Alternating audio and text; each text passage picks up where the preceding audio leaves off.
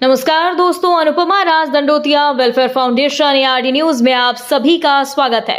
दोस्तों, आज हम बात कर रहे हैं भारत के उन 15वें उपराष्ट्रपति की जो 9 सितंबर 2025 को होने वाले मतदान में फिर ऐतिहासिक जीत के साथ विजयी होने वाले हैं।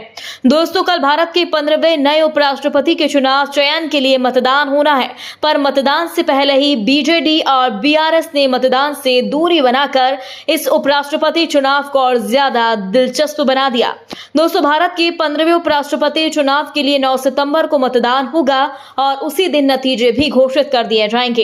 इस चुनाव में संसद के दोनों सदनों में लोकसभा और राज्यसभा के सदस्य वोटिंग करेंगे, पर इस बार का मुकाबला कड़ा होने की उम्मीद जताई जा रही है, क्योंकि विपक्ष के द्वारा मजबूत उम्मीदवार उतारे जाने के कारण ये चुनाव काफी दिलचस्प हो चुका है, क्योंकि बीजेडी और बीआरएस के मतदान में भाग न लेने के फैसले ने इसे और अधिक रोचक बना दिया। अब इस चुनाव पर सभी की निगाहें टिकी हुई हैं, क्योंकि एनडीए के पास नंबर तो है, लेकिन विपक्ष ने बी सुदर्शन रेड्डी को मैदान में उतारकर एक बड़ा दांव खेला। तो बीजेपी के नेतृत्व वाले एनडीए ने सीपी राधाकृष्णन को उपराष्ट्रपति पद का उम्मीदवार बनाया है। दोस्तों, बीजेपी प्रत्याशी राधाकृष्ण महाराष्ट्र के राज्यपाल हैं और तमिलनाडु के बीजेपी के पुराने नेता हैं, और अगर राधाकृष्णन चुनाव जीतते हैं तो वह तमिलनाडु से तीसरे उपराष्ट्रपति होंगे।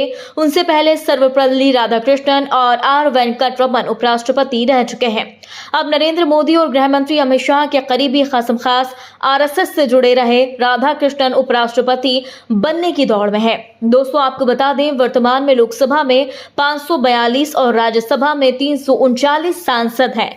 दोनों सदनों के मिलाकर कुल सदस्य 781 हैं। वह जीत के लिए किसी भी प्रत्याशी को 391 सांसदों का समर्थन जरूर चाहिए होगा, जो बीजेपी गठबंधन एनडीए के पास तो है। पर इसी बीच नवीन पटनायक की बीजेडी और चंद्रशेखर राव की बीआरएस ने मतदान से अलग रहने की घोषणा कर दी, जिससे अब जीत के आंकड़ों में थोड़ा फेरबदल हो गया, क्योंकि दोनों पार्टियों के मिलाकर 11 सदस्य संसद में मौजूद हैं और मतदान का बहिष्कार दूरी के ऐलान के कारण अब सांसदों की संख्या 770 ही रह गई, जिसके बाद अब इंडिया गठबंधन और एनडीए यानी राधाकृष्णन या सुदर्शन को सिर्फ 386 सांसदों के जीत के लिए समर्थन चाहिए, और मोदी गठबंधन एनडीए के पास वर्तमान में दोनों सदनों में कुल 425 सांसद मौजूद हैं। इसके साथ ही वाईएसआर ने भी एनडीए उम्मीदवार राधाकृष्णन को समर्थन दिया।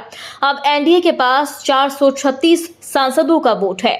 आंकड़ों में देखा जाए तो एनडीए उम्मीदवार की जीत तय मानी जा रही है।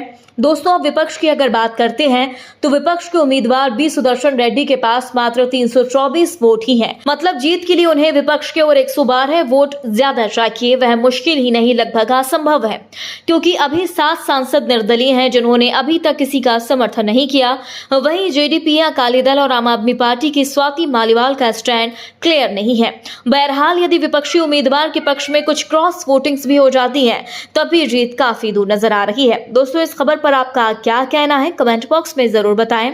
और आपकी नजर में राधाकृष्णन और सुदर्शन में से किसकी जीत उपराष्ट्रपति पद के चुनाव के लिए होनी चाहिए, हमें कमेंट बॉक्स में बताना बिल्कुल भी ना भूले, क्योंकि हमारी नजर में तो बीजेपी यानी एनडीए प्रत्याशी राधाकृष्णन की जीत सुनिश्चित नजर आ रही है और फैसला शाम को आने वाला है। तो दोस्तों, यदि आपने अभी तक हमारे चैनल को सब्सक्राइब नहीं किया तो प्लीज बेल आइकन दबाकर अभी हमारे चैनल को सब्सक्राइब करें। इसी तरह देश विदेश की तमाम ताजा अपडेट्स लेकर हम आपके बीच एक बार फिर हाजिर होंगे। तब तक के लिए नमस्कार, जय हिंद।